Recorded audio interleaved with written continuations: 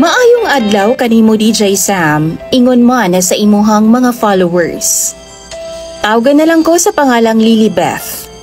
35 anyos na ko og dunay mga anak.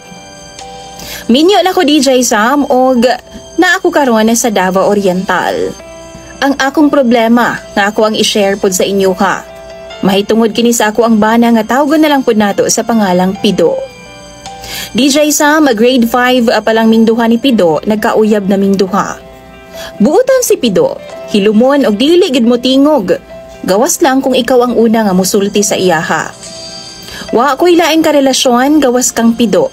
Hangtod nga nangaminyo na lang ming duha. Apan ang kaniadto nga hilom, DJ Sam, nikalit lang og kabag-o. Nakaton siya tan-aw og porn sa dihang 4th year high school pa mi, og naman niyak na siya DJ Sam tungod sa pagtan-aw lagi og porn. Usa ka adlaw ni ana sa among pagpauli gikan sa eskwelahan, iya kong giagda nga muadto daw mi sa kasagingan. What? Nangutana pud kog mag-unsa ta didto Pido. Mag-ana-ana daw ming duha, DJ Sam. Dili na ko maguna-huna nga mawad-an siya respeto nako. Pero tungod sa kadismaya, wa na ko gihatag ang iyang gusto DJ Sam. Kay gusto ko magminyo una mi musulod-an ang pakipaghilawas. DJ Sam, niabot ang adlaw sa graduation namo sa high school. DJ Sam, niabot ang adlaw sa graduation namo ni atong high school. Adunay mga kahigayunan nga nag-atubang sa akoa. Nanamilit ko kang Pido nga manarbaho ko sa Maynila. DJ Sam, nisugot siya ug niingon siya nga pirmi lang gyud daw mi nga mag-text kung day off daw nako. Niabot ang adlaw nga ni bakasyon ko apan wa na ko kabalik pa sa Maynila, DJ Sam. Gibirahan naman ko ni Pido ug wa na ko nakabalibad pa, DJ Sam. Ako na lang yung gihatag ang dugay na gyud niya nga gihangyo nako nga mag-ana-ana lagi daw ming duha. Didto pa gyud sa ilahang balay, DJ Sam. Timing man pod kay kami lang duha ug way tao nga lain sa ilang bay. Apa na unsa bang pagkahitabua, DJ Sam, nga wa naman hinuon nagkadimao. Ang pag-ana-ana namong duha kay di pa man siya kahibaw magpasud sa iyang tabadidoy.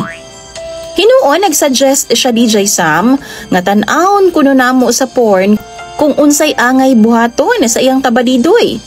Kay gahi na lagi daw, DJ Sam. Apa na nga pa siya. Naglibog pa siya unsaon daw, DJ Sam. Kaluoy sa Ginoo nakabaw ra gyud intawon siya. Og nisinggit gyud intawon kog tabang mga langit. Kay sakit man gyud ay kaayo, DJ Sam, pagka first time pa. After sa mga panahon nakasal na gyud ming duha ni Pido. Apan maura gihapon, maniakol gihapon kaayo sa DJ Sam. Manglaba ko, manlimpyo, di intawon magkadimao. Pagpamalan siya, maglantaw gyud na siya og porn na DJ Sam.